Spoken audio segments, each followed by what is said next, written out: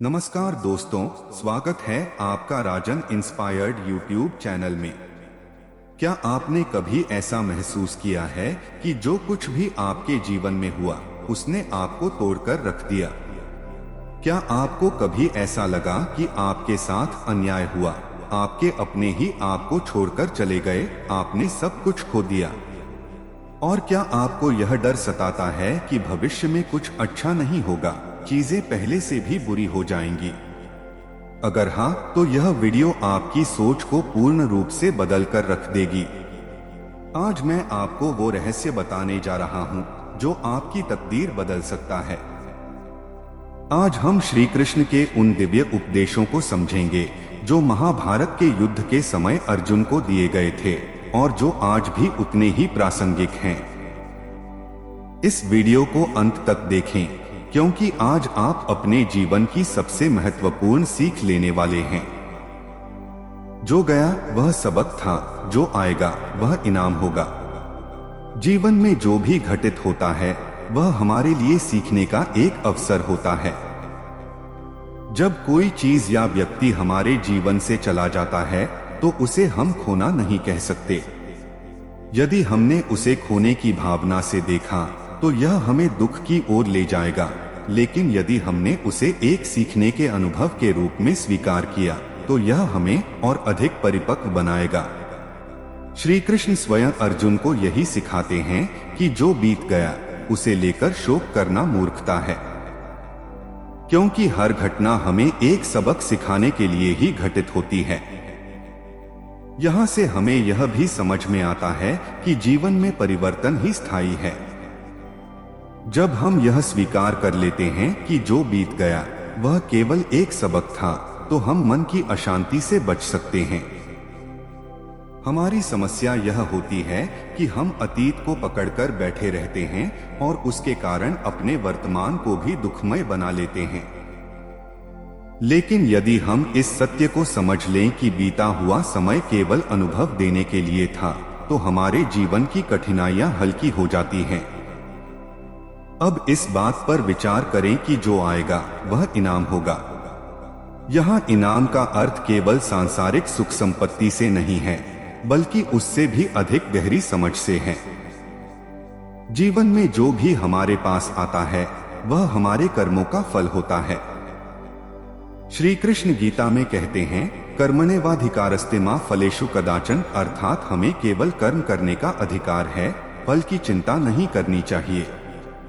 जब हम यह स्वीकार कर लेते हैं कि भविष्य में जो भी आएगा वह हमारे कर्मों के अनुरूप होगा, तो हम आशा और सकारात्मकता से भर जाते हैं। यहाँ ध्यान देने वाली बात यह है कि यदि हम जीवन को इस दृष्टिकोण से देखें कि प्रत्येक अनुभव हमें कुछ सिखाने के लिए आता है, तो हर स्थिति में हम कुछ न कुछ नया सीखते जाते हैं। जब हमारे जीवन में कठिनाइयां आती हैं तो वे हमें और अधिक मजबूत बनाने के लिए आती हैं। जब सुखद अनुभव आते हैं तो वे हमें यह सिखाने के लिए आते हैं कि हम अपने जीवन में संतुलन बनाए रखें और अहंकार में न आएं। अब श्री कृष्ण की शिक्षाओं को इस संदर्भ में गहराई से देखें। उन्होंने गीता में जो उपदेश दिया वह केवल युद्ध के मैदान तक सीमित नहीं था, बल्कि वह संपूर्ण जीवन के लिए एक मार्गदर्शन है।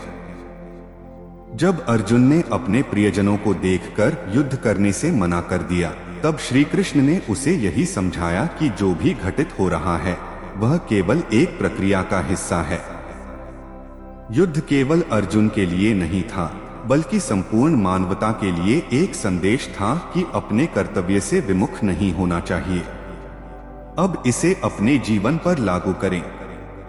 जब हमें किसी प्रिय व्यक्ति को खोना पड़ता है, जब कोई अवसर हमारे हाथ से निकल जाता है, जब हमें अपने जीवन में असफलता का सामना करना पड़ता है, तो हमें यह समझना चाहिए कि यह केवल एक पाठ था। यदि हम इस बात को आत्मसात कर लें कि हर कठिनाई एक सीख है, तो हमारा दृष्टिकोण पूरी तरह बदल जाएगा। हम दुख में भी समाधान खोजने लगेंगे और हर स्थिति में अवसर देखने लगेंगे।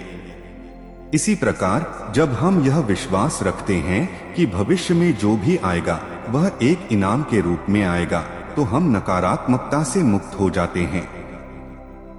हमें यह समझ में आने लगता है कि हमारा हर कर्म, हर प्रयास एक बड़े उद्देश्य की ओर ले जा रहा है। श्री कृष्ण कहते हैं, योग कर्मसु कौशलम, अर्थात कर्म में कुशलता ही योग है। जब हम यह समझ जाते हैं कि कर्म ही हमारे हाथ में है, तो हम पूरी निष्ठा और लगन से अपने कार्य में लग जाते हैं, और तब जो फल आता है वह निश्चित रूप से हमारे लिए लाभकारी ही होता है। इस दृष्टिकोण को अपनाने से हमारे जीवन की हर परिस्थिति आसान हो जाती है। हम अतीत को लेकर पछतावा करना छोड़ देते हैं और भविष्य को लेकर चिंता करना छोड़ देते हैं। हम केवल अपने वर्तमान में पूरी तरह जीना सीख जाते हैं। अब एक और महत्वपूर्ण बिंदु पर विचार करें। जब हम यह समझ जाते हैं कि हर बीता हुआ अनुभव केवल एक सीख थी और जो आने वाला है वह एक उपहार होगा, तो हमारा आत्मविश्वास बढ़ता है।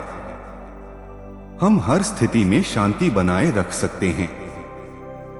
यही श्री कृष्ण हमें सिखाना चाहते हैं। समत्वम योग उच्यते, अर्थात सुख और दुख में समान भाव बनाए रखना ही सच्चा योग है। जब हम किसी चीज को खोते हैं तो हम उसे केवल एक अनुभव के रूप में स्वीकार करते हैं, और जब कुछ नया मिलता है तो हम उसमें अहंकार नहीं लाते।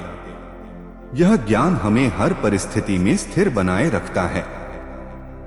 हम किसी भी घटना से विचलित नहीं होते, क्योंकि हमें पता होता है कि यह केवल एक चरण है जो हमें कुछ सिखाने आया है। जब हम इस ज्ञान को अपने जीवन में लागू करते हैं तो हम एक संतुलित जीवन जीने लगते हैं। अब इसे एक व्यावहारिक दृष्टिकोण से देखें। मान लीजिए कि आपको किसी परीक्षा में असफलता मिली, तो आप उसे एक अनुभव के रूप में देख सकते हैं। आप उस अनुभव से सीख सकते हैं कि आपने कहाँ गलती की और अगली बार बेहतर करने के लिए क्या किया जा सकता है। यदि आप इसे हार के रूप में देखेंगे तो आप निराश हो जाएंगे, लेकिन यदि आप इसे सीख के रूप में देखेंगे तो यह आपको और अधिक प्रयास करने के लिए प्रेरित करेगा। इसी तरह जब आपको कोई नई सफलता मिलती है तो आपको उसे केवल एक उपलब्धि के रूप में नहीं, बल्कि एक जिम्मेदारी के रूप में देखना चाहिए। यदि आपको कोई नया अवसर मिलता है तो यह आपके पिछले कर्मों का परिणाम है और आपको इसे पूरी जिम्मेदारी से निभाना चाहिए। श्री कृष्ण हमें यही सिखाते हैं, जीवन को एक खेल की तरह देखो। हर अनुभव से सीखो और हर आने वाले अवसर को एक उपहार की तरह स्वीकार करो। यदि हम इस सिद्धांत को जीवन में अपना लें तो कोई भी परिस्थिति हमें डिगा नहीं सकती। अंत में यह विचार करें कि यह ज्ञान हमें किस ओर ले जाता है। जब हम जीवन को इस दृष्टि से देखते हैं कि हर बीता हुआ अनुभव एक सबक था और हर आने वाला क्षण एक इनाम होगा, तो हम पूर्ण रूप से भयमुक्त हो जाते हैं। हमें कोई चिंता नहीं रहती कि आगे क्या होगा, क्योंकि हमें विश्वास होता है कि जो भी होगा वह हमारे लिए अच्छा ही होगा।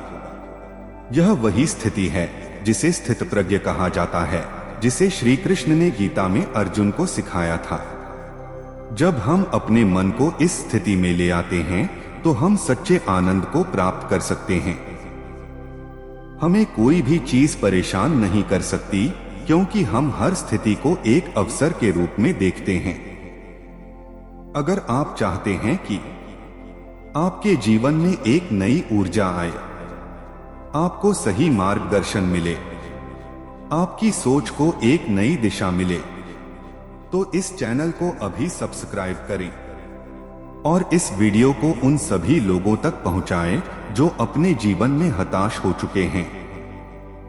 क्योंकि जब ज्ञान फैलता है तो पूरे समाज का भला होता है। अब खुद से पूछिए, क्या मैं अपने अतीत में ही उलझा रहूंगा या अपने भविष्य को गले लगाऊंगा? इसका उत्तर केवल आप ही दे सकते हैं। तो मिलते हैं अगली वीडियो में, तब तक के लिए जय श्री कृष्ण।